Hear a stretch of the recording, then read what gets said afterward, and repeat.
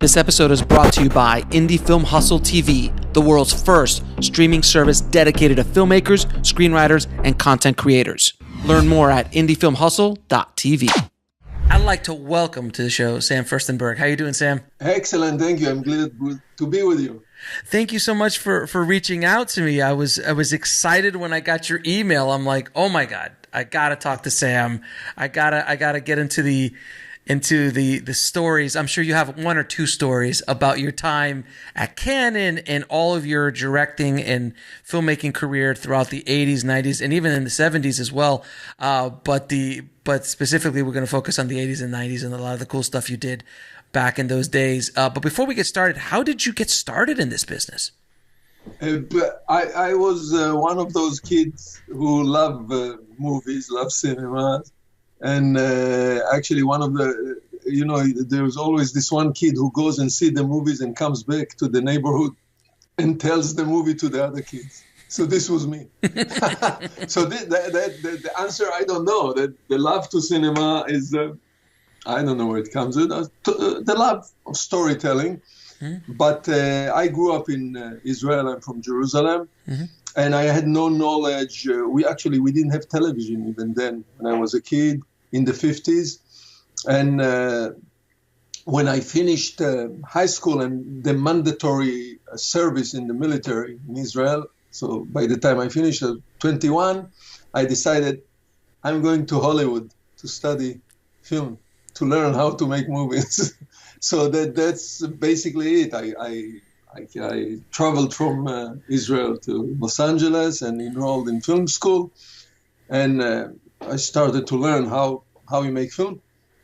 Luckily or accidentally or luckily, I met a famous Israeli producer, Menachem Golan, that in Israel he was very famous, and I met him here in Los Angeles in Hollywood, and I started working in with him, other movies, all kind of odd jobs, assistant, helper, grip, electric, anything in the beginning.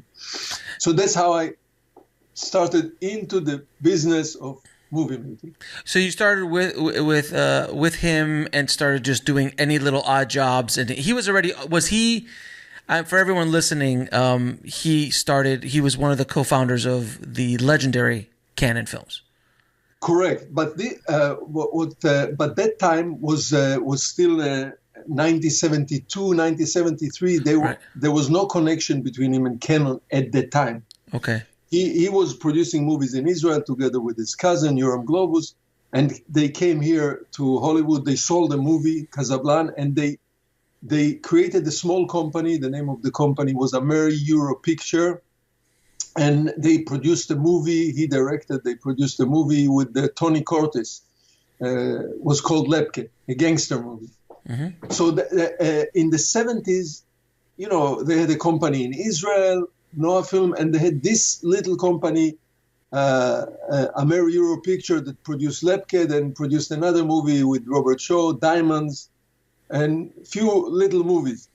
They purchased Canon. They did not establish Canon. Canon was a company in New York, a small distribution and sales company of movies in New York.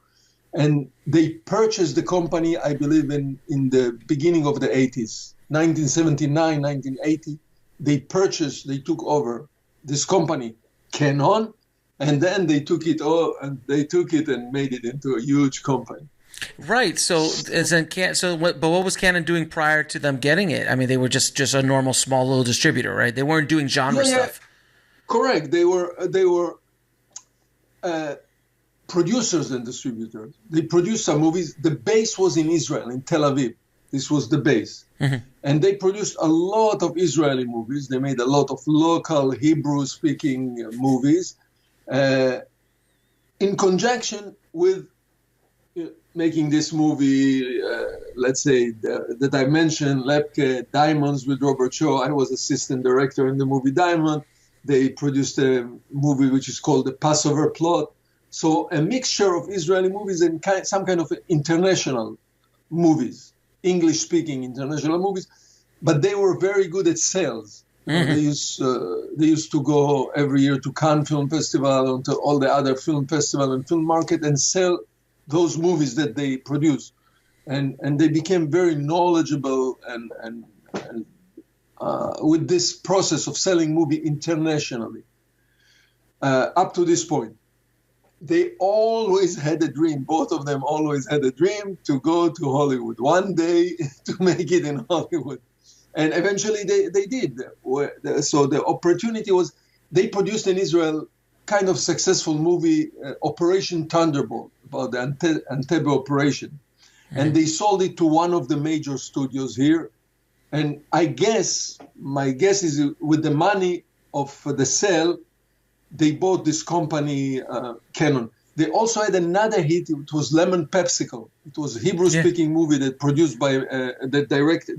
was directed by Boaz Davidson, and also a movie that made a lot of money. So I guess that with the profits of both of those movies, they were able to buy or to take over Canon. So how did they start? Since you were basically there working with them, how did they make the decision to start going into genre? Because everything you're telling me right now is none of it's really genre. Yeah, maybe a gangster movie here and there, but not genre as we knew it. Correct.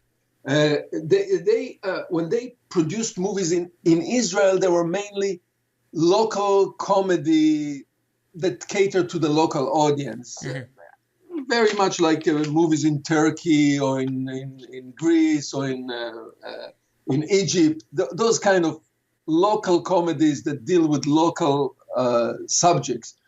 And then they kind of always flirted with action a little bit. As I say, Operation Thunderbolt was a big action movie, actually, military action. But they had espionage movies. Yeah. They flirted with action. When they took over Canon, it was in the 80s, 1980s, 1981. What was very popular at the time here in Hollywood for the low-budget independent is to make low-budget horror pictures. Mm-hmm. This was the standard. There were many of them done. Very low budget, not much has changed.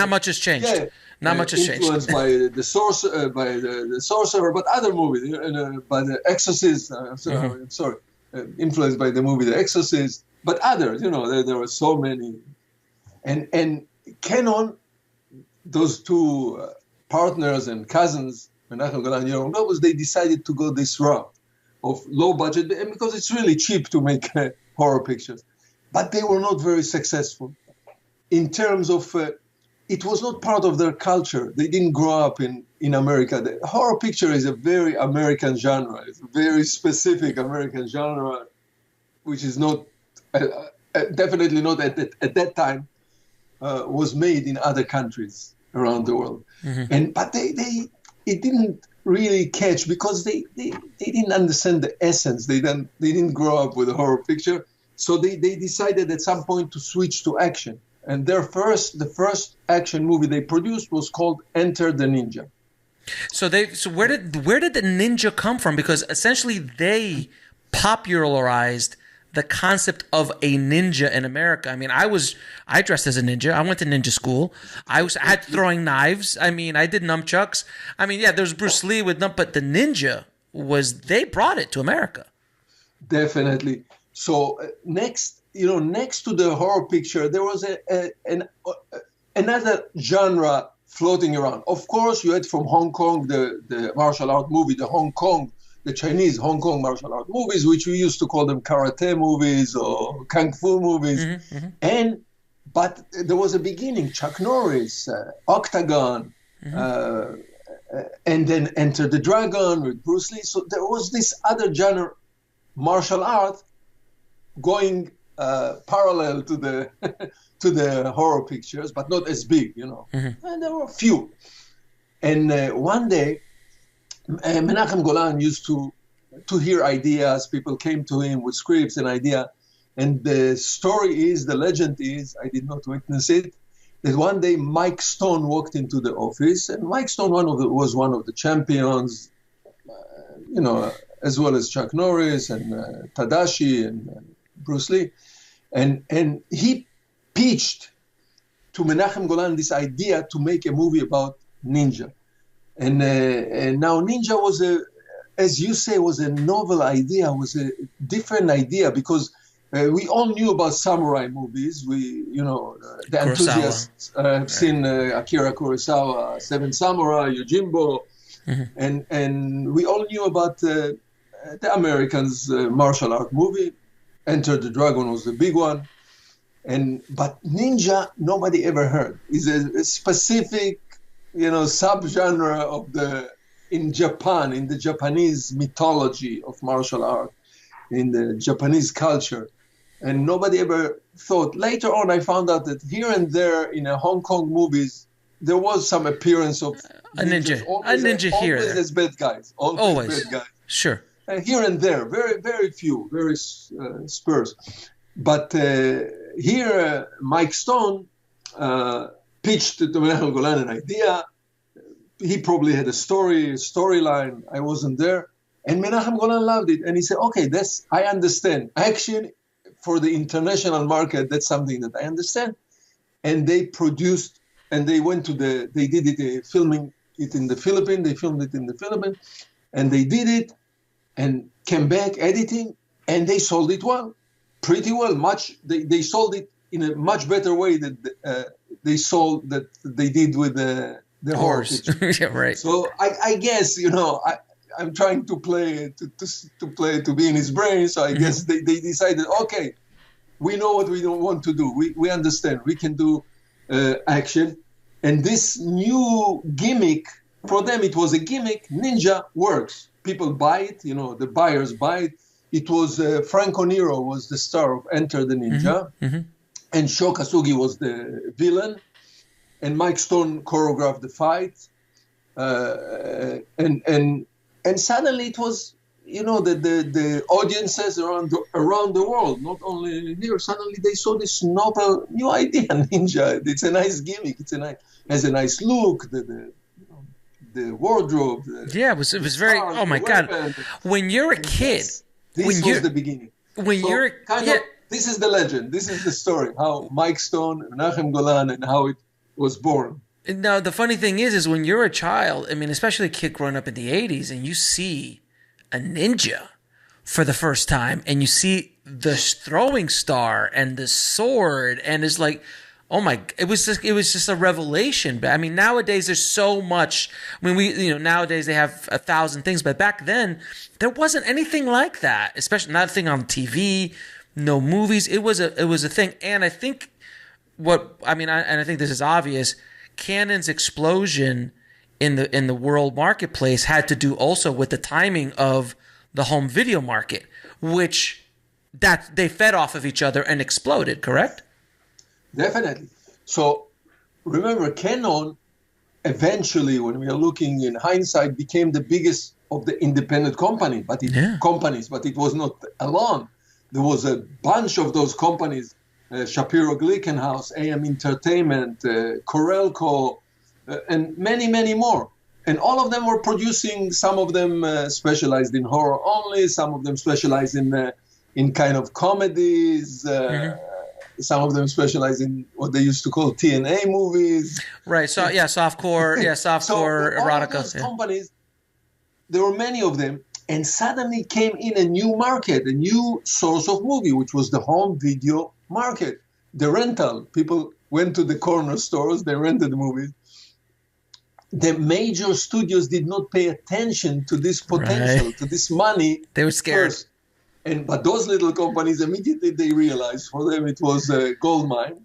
And they started to produce movies, and they sold it. So there was money. There was no problem. The risk was very low. So this was the beginning of the 80s. They took very low risk. And worldwide, not only here in the North America, not only in the United States, Canada, but worldwide, this industry of renting cassettes to home was good. And, the shops that had to buy those cassettes, they had to pay a lot of money. I worked at them. I worked at a video store. Oh, yeah. Retail. $100, $20. Oh, I think wholesale we used to pay $60 to $75 for wholesale. Retail was And every store 125 needed bucks. at least 4 copies of every movie. So, This is before Blockbuster bought 1,000 copies of everything right, and right. did So and it rev was a share. good, It was a good different business. So Oh. Canon thrived because of this, because of this money, because of this market, and they started to produce more and more movies to the point that at some years they made about 30 or 40 movies a year. Jesus. And it's so funny too because I remember I worked in the video store 88 to 92. So I was right in the middle of the heyday of video stores. There were no DVDs, any of that stuff. But I remember because I was the manager, we'd buy 4 copies of American Ninja. Each one of those would make probably on a return $400, $500 per, and then sometimes you would get a movie like Faces of Death, which give you $2,000 return because everybody wanted to rent that one. But it was true. Our store was full of the Orion Pictures and Canon and Caraco, and then slowly the studios figured out. They're like, oh, maybe we should start throwing our movies up on there again. It's exactly what happened. Eventually, the major studios, they realized, they say, why are they making the money when we can make the money? We have the power. At the beginning of the 80s, the mindset of the studio was theatrical. They make money in theaters, then they sell it to television, to networks. They make a little bit more money.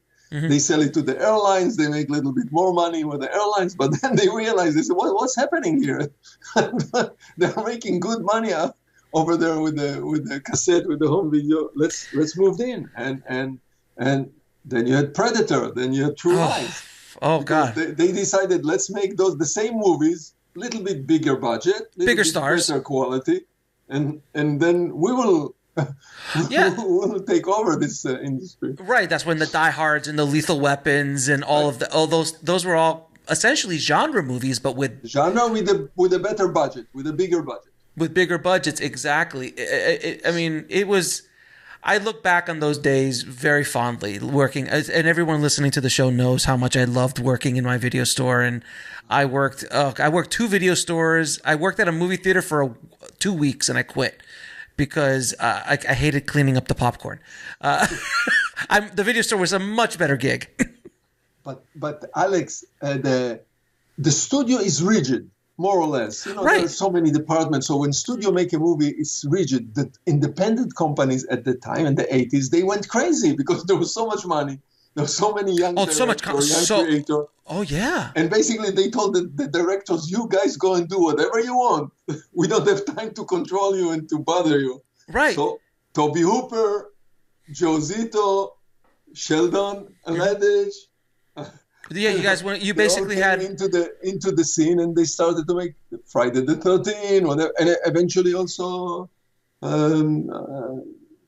got picked up. Yeah, all bigger of those movies came out of this bigger idea. Right, like Texas Chainsaw Massacre and all these kind of stuff. Chainsaw Massacre, Terminator came out of this genre. Yeah, exactly. With Jim Cameron, it was really a fun, interesting time because it was just those are always the time when the studios are in trouble and they can't figure out or they have to fill a lot of content.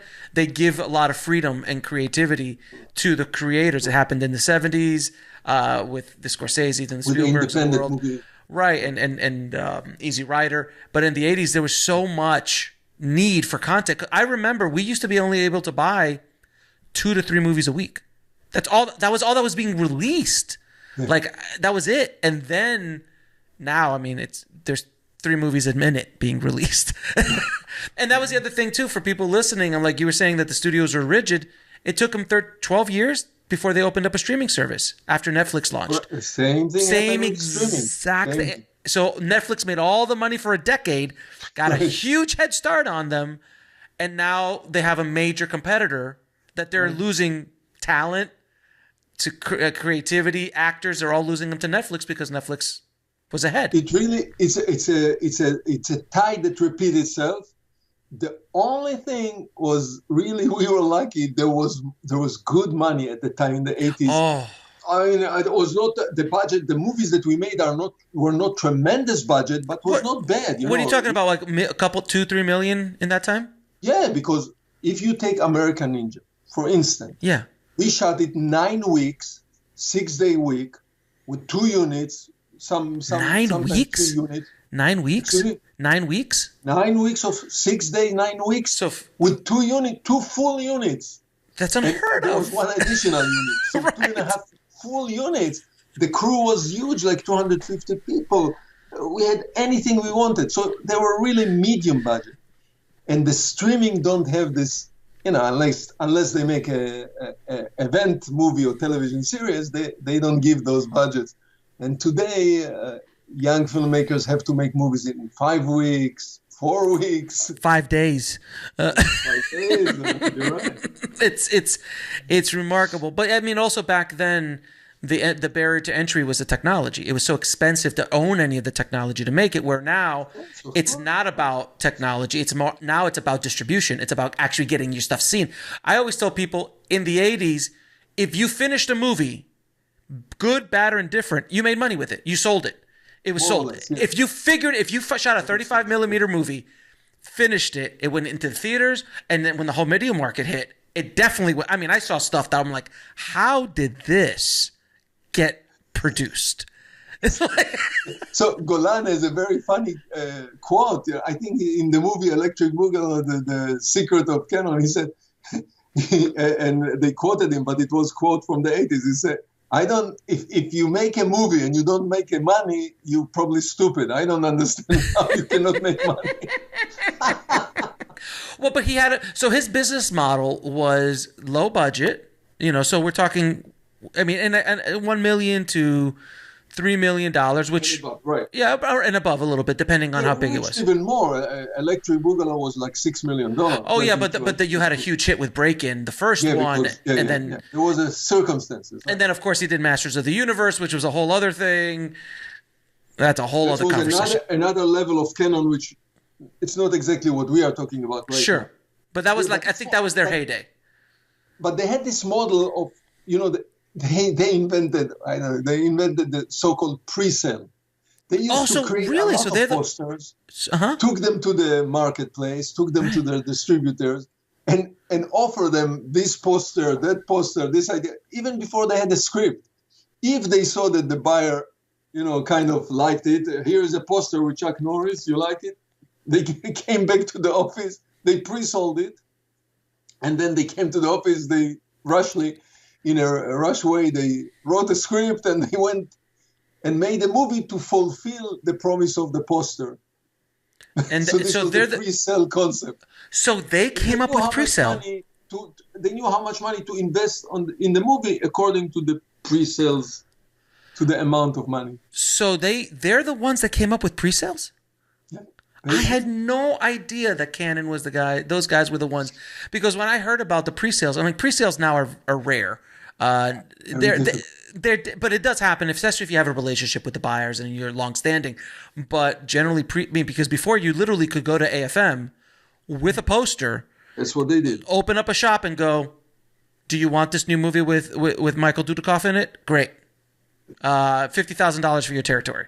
$100,000 for your territory, $250,000 for Germany, and they would sell it up. So they came home. They're like, okay, we could invest. Let's invest $1 million because we have $1.5 million in pre-sales, and then we also have other places we can make some more money off of it. I mean, it's a win-win. Right. This was the model. This was the system. Beside the Menachem Golan and Yoram Globus, there was another partner, Danny Dimbord. He was the head of sales. And they kind of invented it. Everybody adapted the system, all the independent companies of pre-selling. But yes, there was so much need for product all over the world for this new emerging market of home video. It was revolutionary. For young people today, it's hard to understand when you see the streaming. The idea that you can take a cassette, bring it home, start the movie whenever you want. You can pause it, go to rewind the bathroom, rewind it. It was revolutionary. It's hard today. Today it's hard to grasp how revolutionary it was. Right. I literally had to go see Ghostbusters 34 times in the theater when it came out as a kid but when the VHS came out, I bought it. And I watched it a million times at home, and I would stop it, I would rewind it, I could play it back, I could play the scene I loved again and again. It was something that kids today really don't understand, because now they're like, well, I just open up my phone and everything's that's ever been made is accessible to my fingertips. It was revolutionary, and people love that idea, and that you can go out and rent 2, 3, 4 movies a weekend or something like that. And it was equal in Los Angeles. Yep. And in some small village in Africa, same thing. Every little town in Africa, in the Far East, had a little hut with a rent-a-cassette. The video hut. Is the machine, so the village had a machine, or every home. And the machines were not expensive. It was a cheap amazing product. It was, and I try to explain to people, too, we're still only talking in the VHS days when DVD hit. It was cheaper to make things, and then it was cheaper to produce the DVDs than it was to create the VHSs. You could make 1,000 of them in a minute, and it used to take a lot longer to do VHSs. And I told people, I'm like, that's why Sniper 7, 8, and 9 were pre-made and released, because they knew they were going to make $5 or $6 million in the DVD market.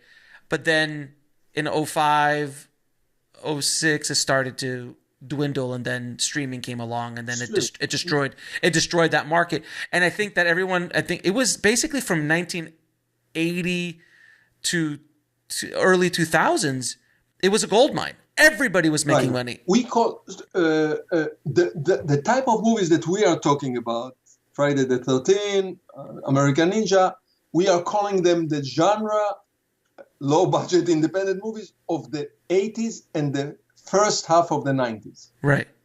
So this was the era. 15 years. And then the studios realized it was not the end of this industry, but the studios started to take over in the middle of the 90s. And they started to come up with bigger budget, Predator, etc. True Lies, Terminator 2, all those things. Yeah. They started to take over the market. Of course, they have more power, more financial power, better product, etc. Eventually, they took over, and they created the relationship with Blockbuster, and it became a business of bigger budget movies. Now, which pushed away the smaller companies. Right, exactly. That's why Orion went under at that time, and Canon eventually. All of them.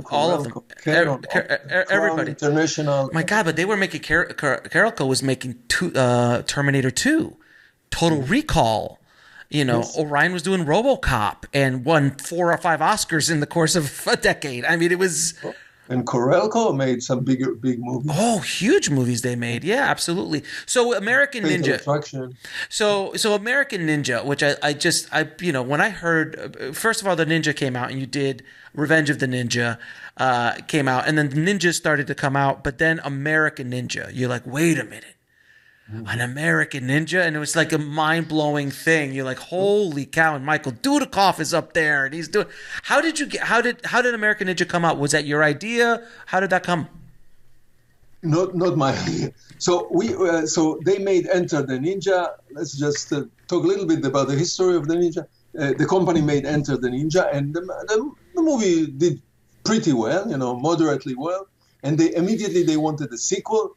They wanted to make Revenge of the Ninja. They liked Sho Kosugi very much. He was the villain in Enter the Ninja.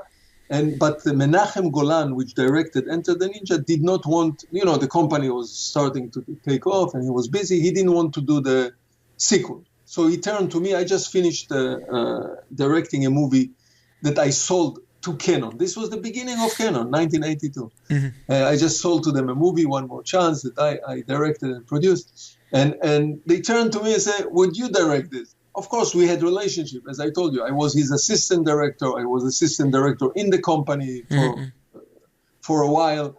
And here they saw that I can make a movie. This was this One More Chance movie with Kirstie Alley, by the way, the first movie that she did, Kirstie Alley. And they turned to me and said, would you direct the sequel? Okay, so we made Revenge of the Ninja with Sho Kosugi. He was the star. It was they liked it. It was kind of successful. They wanted for them it was more than successful. It was the first movie that MGM picked up It was the first movie from Canon that a major company picked up for distribution, Revenge of the Ninja, because it was distributed by MGM.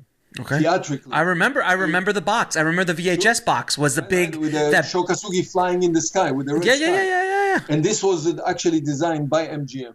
Mm-hmm. And now we are talking, they really need a sequel because they make money. So, because of some reason, Shokasugi did not feature. He was in the third, the Ninja 3, The Domination. He was not the featured character, but Lucinda Dickey. It was a female ninja, and then suddenly there was the craze of breakdance. So Canon posed with ninjas, and they did Breaking 2 Electric Boogaloo, which I directed. Again, a sequel. I directed a sequel. Mm-hmm. But the interest of when I say the interest of the buyers around the world, maybe the viewers with the breakdance, with the breaking, was quick. Favored off quickly, and the buyers wanted more ninja. They want ninjas. Mm-hmm. By now, everybody's making ninja movies, and they call me back to the office. Menachem Golan calls me to a meeting, and he says, "We need another ninja movie, but this time it's going to be American Ninja." So, not my idea. The phrase came from him. I don't know how he came up with this idea. Now, this is a revolutionary and crazy, really crazy idea. Because ninja is really unique. We already mentioned Japan. It's very unique to Japanese culture. You can have a Brazilian martial art, but you don't have a Brazilian ninja. Right. Capoeira, which is a Brazilian martial art. There is a Chinese martial art. There is Korean martial art, but not ninja. Ninja is specifically Japanese. It's like samurai. It's like samurai. Part of the Japanese mythology. And, of course. And as long as we made the first 3 ninja movies with some connection to Japanese culture, it was fine. Okay, but here he comes with the idea, forget about the Japanese. Forget about them. We're going to make American Ninja, no connection to Japan whatsoever, to Japan culture. So it was his idea. There was no script. There was nothing. This was only this idea. And, I was thrilled. I like American cinema. I believe that American cinema is the most successful, and this is as close as I will get to a James Bond, to directing James Bond, or directing a Western, American Ninja. So now I'm about to do a Western or a James Bond. Now, so American Ninja did extremely well. It blew. It exploded, didn't it? And I know it killed at the video stores. I mean, just killed. We didn't know what's going to happen. Of course, as I said, for Canon, Breaking was a major money maker. The first Breaking and Breaking 2 Electric Boogaloo were big. Massive. You're talking about tens of millions of dollars. Breaking was huge. And both of them were, MGM. The first Breaking was distributed by MGM. The second, the one I directed, was distributed by TriStar, Columbia TriStar. Right. So big distribution. So Canon at this point is getting major distribution because I know they had an output deal with Warner Brothers. That's how they got. Then there were Bloodsport. You mentioned Master of the Universe. They were flirting a little bit with the Spider-Man. Not Spider-Man. With Superman. Yeah. Oh God. Yeah. That's right. They did that Canon Superman. By then they also already had the Chuck Norris on a contract. Uh-huh. Invasion USA, Missing in Action. So they already had Chuck Norris working for them, and they had Charles Bronson working for them exclusively at this point. Death Wish number 2, Death Wish number 3, Death Wish number 4. So by then the company was big, and they sent us to the Philippines to make it, to Manila, to make American Ninja, and we chose Michael Dudikoff to be the American Ninja, the persona, the actor who will personify American Ninja. And we are there, and we start to make the movie, and we kind of realize, you never know, while making a movie, nobody knows if the movie will be a success, will not be a success, the audience will like it, will hate it. You don't know. You're making, it's enigmatic. It's a big question mark when you make a movie.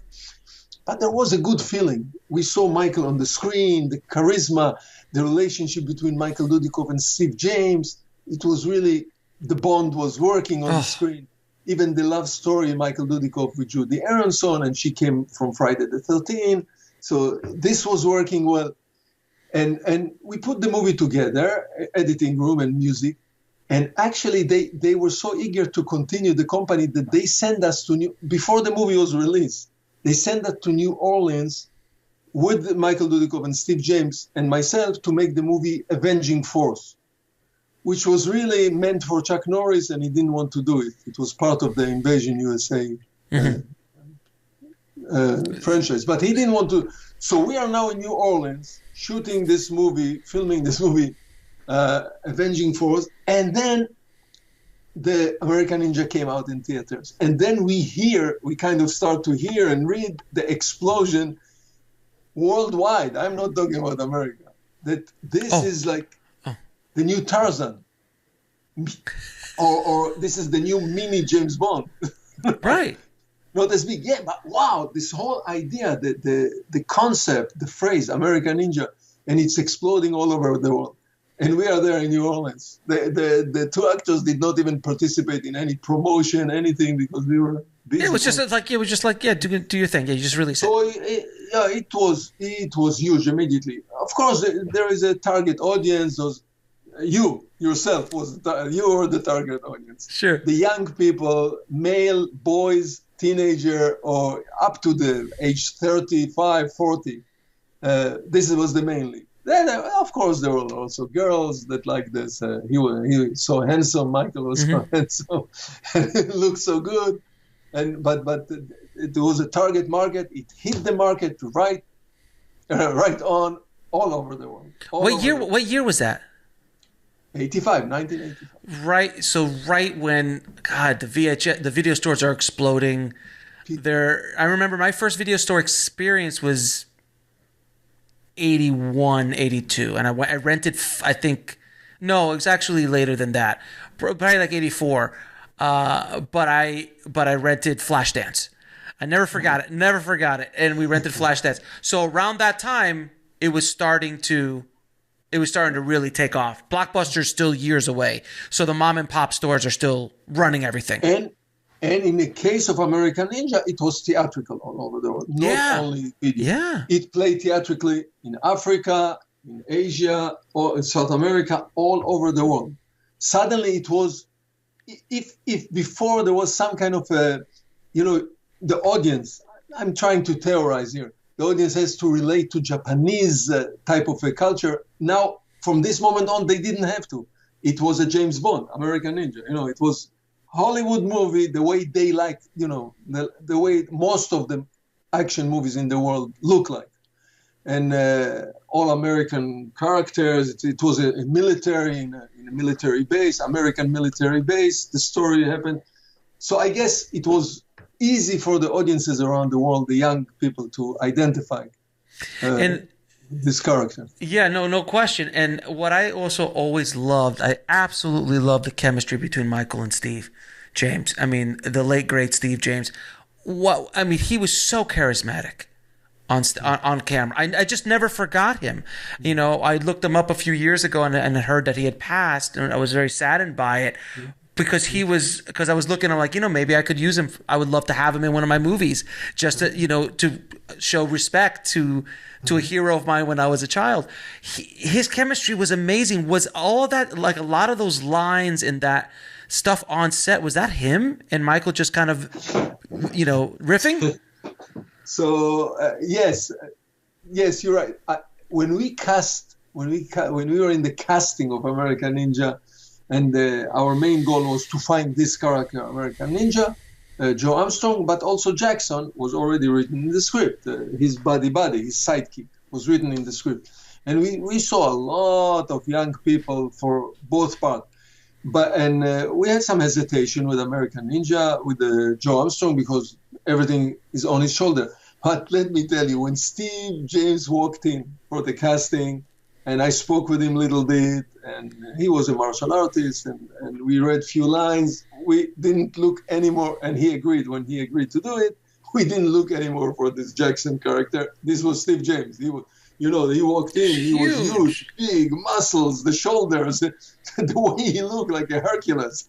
And he was funny. Like He a was black funny. Hercules. He was smart and Fantastic. funny. He was smart and funny too. So he had this, you know, what you see eventually on the screen. And when we got to the Philippines, they didn't have even chance to meet each other, Michael Dudikoff and Steve James, up to the point, because in the low budget, we don't have rehearsals. We don't have money for rehearsals. And they don't give us any rehearsal time. So the first time you meet your fellow actor or the director, many times with the actor, it's on the set the first time, the first day of shooting. So they met on the set. And they started, you know, as the scenes were developing. I don't remember exactly the order that we were shooting the scenes, but the chemistry between them were developing on and on. Now, Steve was a big fan of action movies, and almost I would say a historian of action movies, especially black action movies. You know, he had a big collection at home, Steve, like 2,000 movies. He was specializing in black cinema, even from the either black directors, black actors from the silent era. Wow. He was collecting movies. But anyway, so this genre Shaft, you know, he wanted to be the new Shaft, Steve, basically. He could have been. This genre was very familiar to him. So back to your question, many of the one-liners, many of the mannerism he brought in. But now let me tell you something funny, anecdote. Every time, you know, I made few movies with Steve James. I directed a few times. But then at some point, he knew exactly in the script. At some point, he tears off his shirt, throws it away. So I had to show his muscles. So I said, Steve, you're not asking me. Every time, in every movie, at some point, you take off your shirt and you continue. He said, what do you think? You know how hard I'm working for those muscles? So all this hard work, I'm not going to show it off. I have to show it off. I have to show off. So then how many American Ninjas were there? I think I remembered up to 4. Was there more? Yeah. I directed only 2 of them. Okay. And then I directed with Michael and Steve the movie Avenging Force. Mm-hmm. And I directed with Steve James another movie which was completely different movie, which was called Riverbend. Mm-hmm. And this is not in the genre of the ninja, not even martial art. It's kind of it's a racial tension movie in the South in the 60s. Oh, that must have been awesome. It's a very, and he was the lead. He was very happy. But even then, there was a little fight. He took off his shirt. Well, obviously. Listen, if I looked like Steve James, I would walk around without my shirt all the time. I had the privilege to direct Steve James 4 times, 4 movies. Like I said, if I looked like Steve James, I would walk around without a shirt all the time. I mean, absolutely. There would be no question. Anyone listening, Google Steve James and you'll understand what I mean. Now, was the biggest hit for Canon American Ninja, or was it Breakin'? No, I don't know exactly by number. Let's say they produced about 200, 300 movies. Jesus. The best, let's say the best from a quality point of view, the best movie was Runaway Train. Oh, yeah. Most of people agree that it's the best movie they made was Runaway Train with Eric Roberts and John Voight. But in popularity, they had few kind of franchises that were doing very well. The American Ninja, the Death Wish, and the Missing in Action with Chuck Norris. Mm-hmm. So one franchise was Charles Bronson, which was doing very well. One franchise was Chuck Norris, which was doing terrific, and the third one was American Ninja. Now, when the company ended up with bankruptcy and a lot of companies and people and creditors came to the court because they probably owed money to everybody, to a lot of places, and the assets were divided.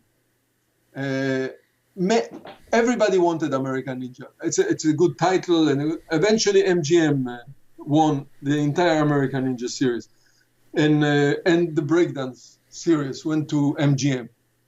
So all the movies that I directed for Canon ended up with MGM, But some movies ended up with Warner Brothers, some ended up with Paramount and other creditor. Charles Bronson was a creditor. He was owed money. a lot of money. Jesus. Yes, but this was as a title, American Ninja is the best. As a title, the title IP, American the Ninja IP, is the IP. best thing that Canon had as an asset, not necessarily the movies, but as a title asset. Yeah, the IP. Because Missing in Action doesn't sound. It sounds good, but it's okay. Or Death Wish, they did not originate, as you know. Death Wish was originated before Canon. Right, exactly. So then you did. So I remember when Breakin' came out because I was breakdancing as a kid back then, and Breakin' was one. It was Breakin' and Beat Street. Those were the two big breakdancing movies that came out that those years. Then came out Breakin' 2, The Electric Boogaloo, which I argue is probably the best title for a sequel ever. It is Electric Boogaloo. Anytime you're trying to make a joke, I'm like, oh yeah, we're going to make Lethal Weapon 3, The Electric Boogaloo. Like you always throw Electric Boogaloo at the end of it. Who came up with Electric Boogaloo? Okay, the phrase Electric Boogaloo, there is a lot of discussion and a lot of disagreement and about this. Now, there is an essay. Somebody wrote an essay about this phrase, Electric Boogaloo, with the really research into history of where it comes. Now, our two stars, Shabadoo, also the late poor Shabadoo, also passed away this year. Shabadoo and Michael Shrimps, both of them kind of claim that they have invented it, but it has a deep root way back in the 50s, from what I read in the article. So either there was Boogaloo was a type of a dancing that goes all the way back to the 50s and to the 60s. And Shabadoo was very active in the, what was it, the television show, The Train, the Soul Train. Yeah. And in the Soul Train, there were a lot of Boogaloo. There is a style of dancing that goes way back. How it was kind of combined. And the Shrimp and the name of the street name of Michael Chambers. So he's Michael Boogaloo Shrimp. Chambers. Michael Boogaloo Shrimp Chambers. So he kind of attached the word Boogaloo to his name. But the combination of those two words, Electric Boogaloo, happened after the movie Breakin'. And so it's probably in this, because they already knew that they want to make a sequel. But who did it though? But who actually put it together for the movie?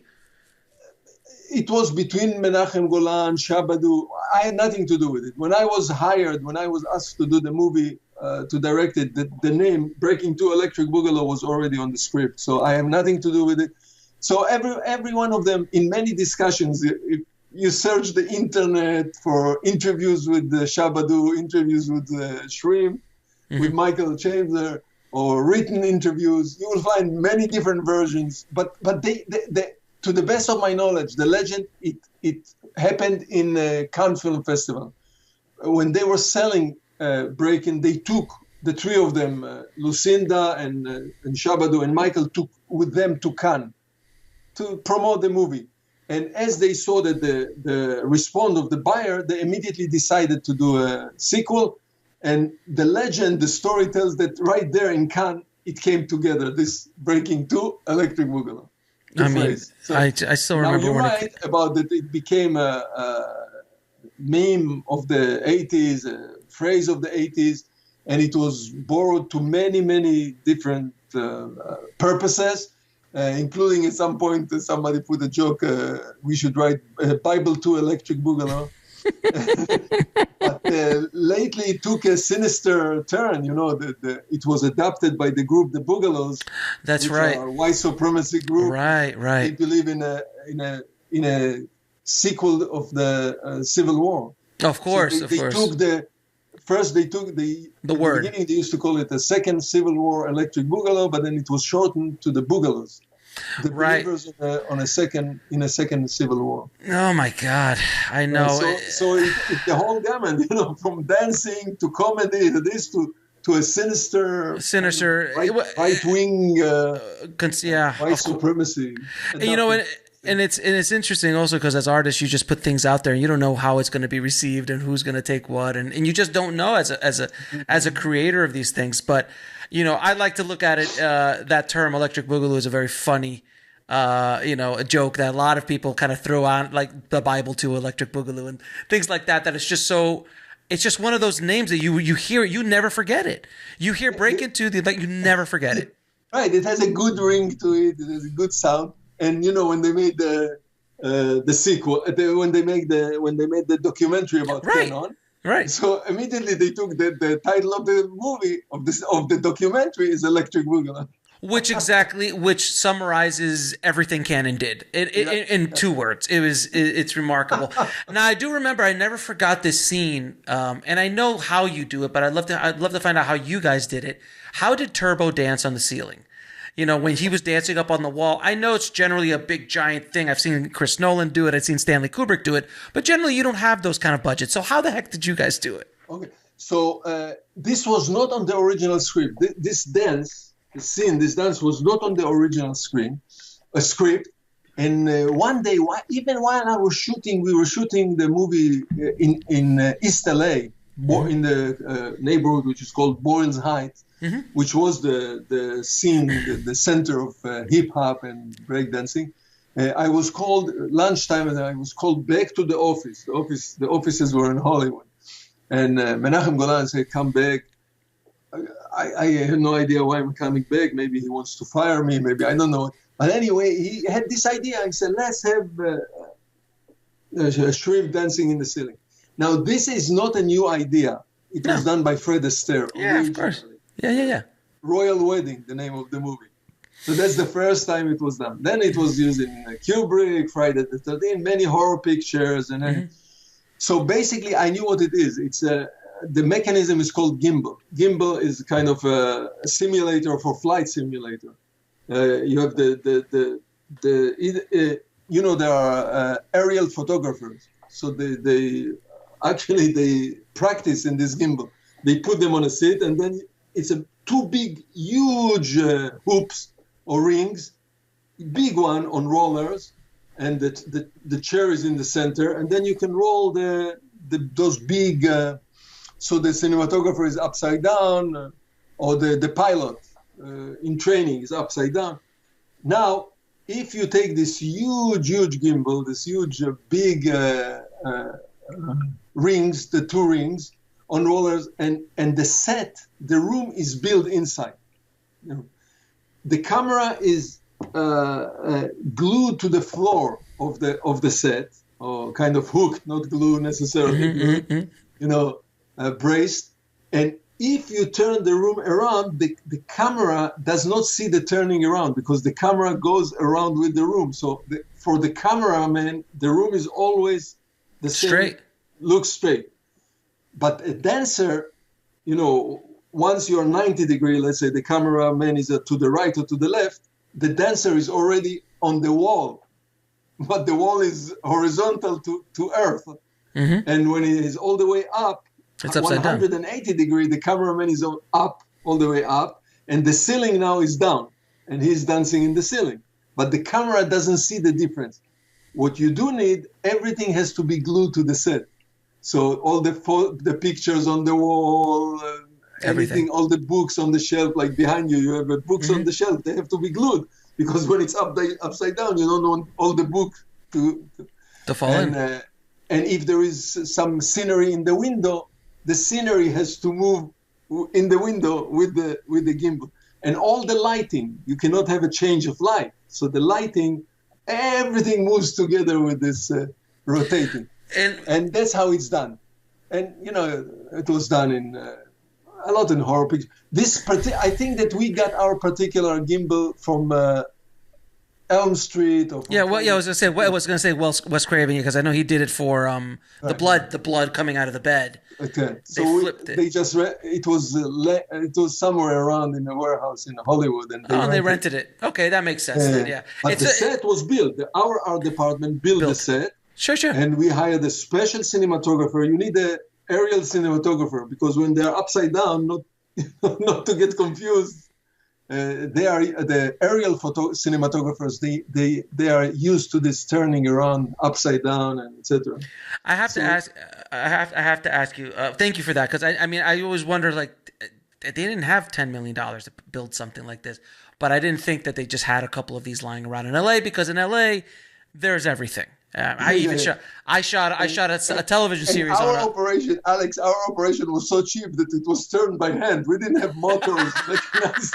So yeah, some grips. The grips just kept pulling on this huge ring and by hand, manually. The room.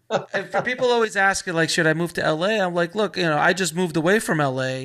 I love LA, but in LA, there's a standing spaceship set that I shot a whole series on. That it's just a standing set that looks like aliens. It's there. You can't find that in Ohio. Naturally, the industry, you have to deal with cars. You go to Detroit. I mean, it's natural. I worked all over the world. I worked on films all over the world. And there is, from a convenient point of view, from a technical point of view, and from people point of view, expertise, there is no place in the world like Hollywood for making film. I'm not talking maybe Hong Kong, of course, in Hong Kong and China, but London, but there is nothing like Hollywood. You have a generator goes down, within 10 minutes you have another generator on the set immediately. Easily. Somebody will find another generator in 10 minutes and it will be on the set and working.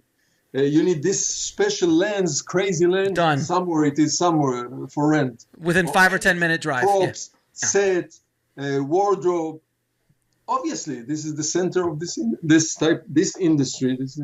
It's the central point in the world for Western movie making is Hollywood. Absolutely. So everything is here. You're right. Now, what is the craziest story that you can say publicly from your times in Canon?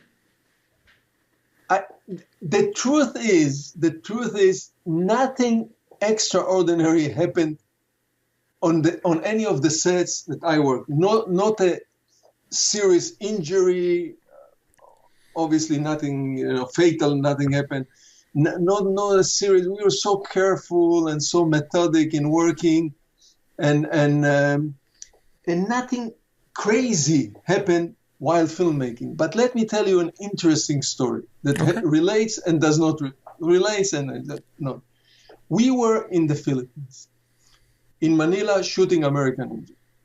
And we stayed in a nice hotel, Manila Hotel in Manila. This was the biggest hotel. It was beautiful.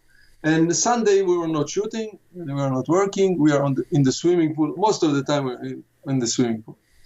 So one of those Sundays, I am, the crew is in the swimming pool, and next to me, Michael Dudikoff. And we are kind of laying on those chairs in the sun and enjoying.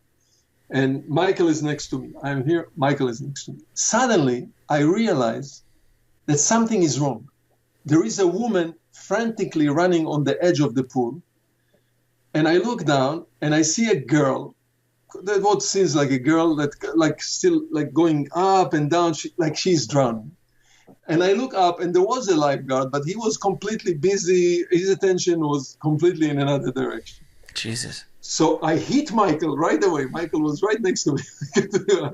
And Michael, jump with me into the pool. No question. So we both jumped into the pool and we dove all the way by then the girl was all the way in the water. And what we could see her. So, and nobody sees, only this woman, which apparently was the mother, and nobody else. It was just a moment that nobody was paying attention to what's happening in the water. And Michael and me were diving all the way down to the bottom. We grab the girl, we bring there, both of us, put her on the edge. By then, she's not breathing anymore. Okay? Oh, wow. So I'm trying, or whatever, crew, to do whatever we could do, but I'm not a medic. I don't know what I'm doing, and pushing and breath, resuscitation. But then comes a young man. He says, "I'm a soldier. I'm a medic. Move over, everybody. I'm the only one in charge here right now." He was one of the American soldiers. At the time, there were many, many American soldiers in the Philippines. He took over. He knew what he was doing much better than us. Resuscitation, push on the chest.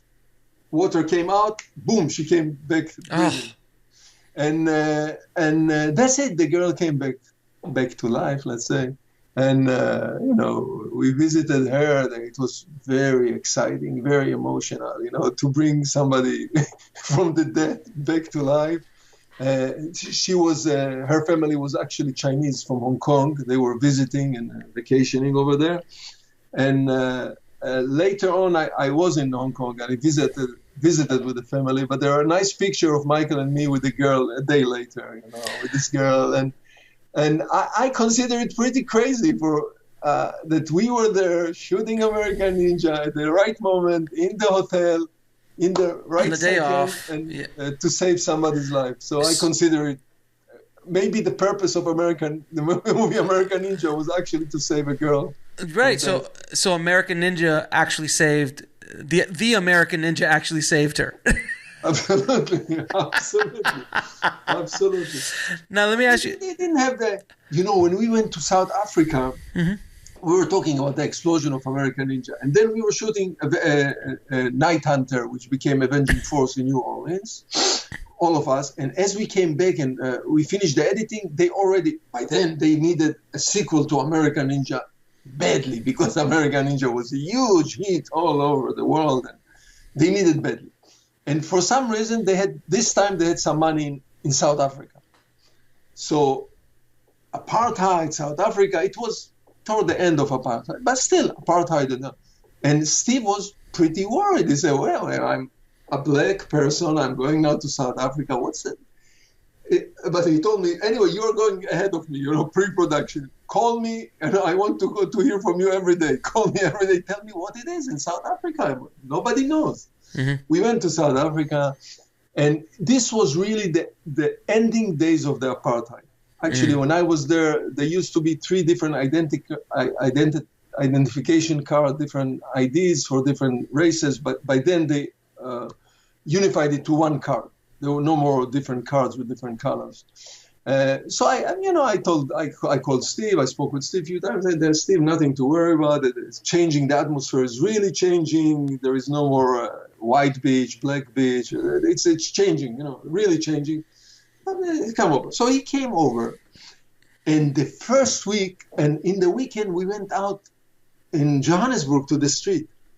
Now, we didn't realize how big they became. Michael Dudikoff and Steve James became huge stars to the kids. They were recognized everywhere. We couldn't walk in the street anymore. Wow. Because all the young African kids were running after them, especially Steve, that was tall and impressive. And probably for them, they saw this hero, black hero, not only, the African-American hero. For them, it was something special. And they ran with everywhere we went with Steve James. It was impossible in the streets of Johannesburg. Wow. God, that's amazing. Well, let me ask you. So I'm going to ask you a few questions to ask all my guests. What advice would you give a filmmaker trying to make it in today's business?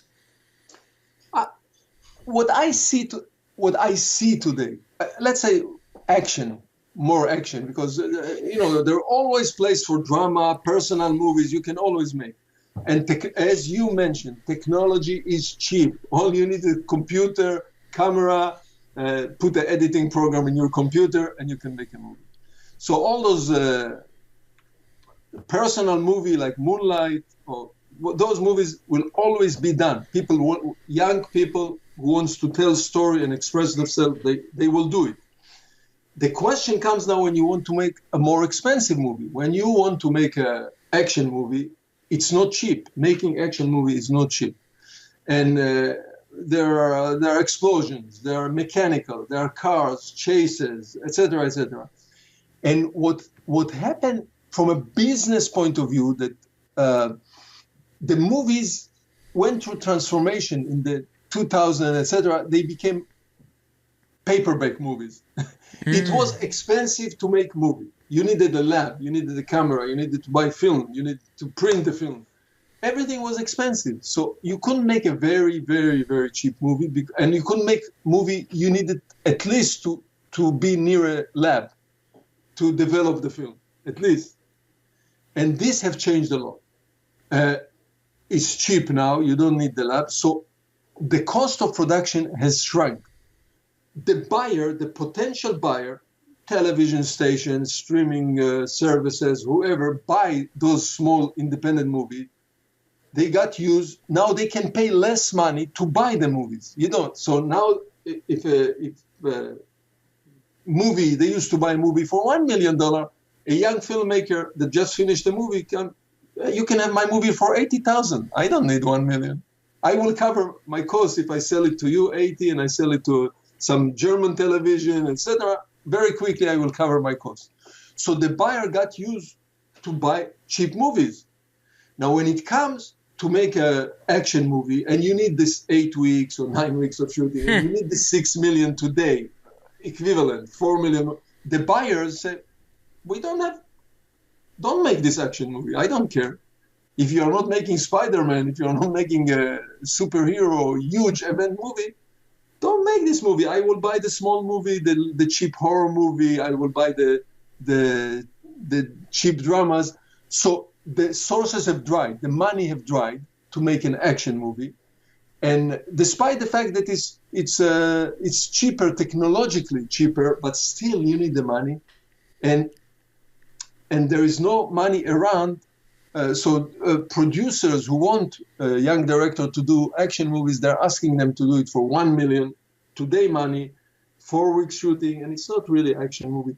So this is a tough area when you deal with action or sci-fi stuff that needs special effect.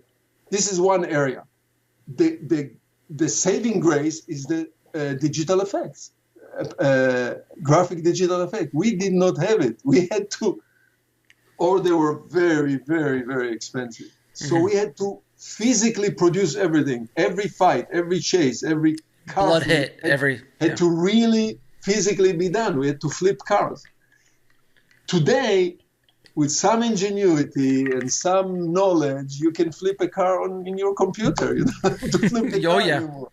And you can have a huge explosion for no money, etc. So those two forces, which are really not either working against each other or complementing each other. Less money, much less money, but the technology of the CGI, of the computerized graphic special effect help. So they have to navigate this area. The young filmmakers, again, in action, they come up from a different background. We came from a background of, as I say, Western, James Bond, Tarzans. And the young filmmakers are coming from the background of video games. Sure. Not from movies. Their visual background, the visual way they see things is the way they saw it when they play video games when they were kids. Right. Fast pace, great special effect, very grand stuff. So those are the things that have changed. And but you can prove yourself by having a computer and camera.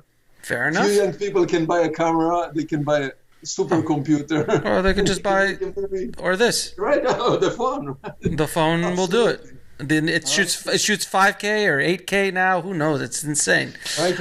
Now, what is the lesson that took you the longest to learn, whether in the film industry or in life?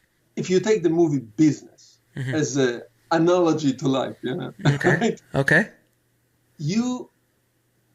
I would say as a director is the chief guy. He's the top of the pyramid. He makes the decision, and he delegates the tasks to everybody. So he's at the top of the pyramid. So I've learned. I think the most important is really you have to be humble. You have to humble yourself. There is nothing you do by yourself. This is the biggest bluff in the world. Unless you're an animator and you sit at home for 3 years by yourself and you make a movie animation, you use a lot of talent. The director, the creator of this type of movie. It's not painting. You're not in your studio by yourself painting. You need a lot of help and a lot of talent, and only with the help, only with the harnessing all those different talents into your talent as the director, as the storyteller, the magic will happen. So in my case, my success, the movies that have been successful, American Ninja, Electric Boogaloo, they happen because many people contributed to it. The performers, the art director, the art, the cinematographer, and all of this together was channeled through my talent or my abilities or whatever you want to call it to create what you've created. And I think it's also true in life. You don't go alone by yourself. You're not a loner. I can tell it now. I'm 70 years old and look back. You don't go alone by yourself if you don't have a support by friends and family, etc. Very true. That's probably it. Now, and what are 3 of your favorite films of all time? Films of all time? 3. I'll tell you. Of all, it's hard to say. There are so many films. Just 3 that come to mind. But I love Akira Kurosawa's movies. When I was introduced to this Japanese genre of action, Yojimbo, Seven Samurai, I was struck in awe. Like, wow. It's amazing. But, I was influenced a lot when I was young by Hitchcock movies, watching John Ford and etc. I'm not great fan of horror pictures. So those are the type of movies. Let's say the most impressive are the movies of David Lean. Oh, I mean, Dr. Zhivago, Lawrence of Arabia. Big, vast movies. Giant. Huge, big movies. And those are really the movies that I really like. There is a big vastness to it. Some action, great drama, human character, drama unfold within the movie, the story of the movie, and etc. There's very few directors in today's world that gets to play on that kind of canvas. The James Camerons, the Steven Spielbergs, the Chris Nolans of the world. They get to play in these giant canvases because it's so darn expensive to play on those canvases, but it's remarkable. But Sam, listen, I want to thank you for coming on the show. It has been an absolute honor and pleasure talking to you and going back down the nostalgia lane, talking about Canon and your amazing work you did back in the 80s and 90s. I appreciate you, my friend, and thank you for helping make my childhood a little bit more interesting and entertaining. So I appreciate you, my friend. Yeah, well, first of all, you're very welcome, and I was happy to be and talk with you, and I hope that the listeners will enjoy what we talked about.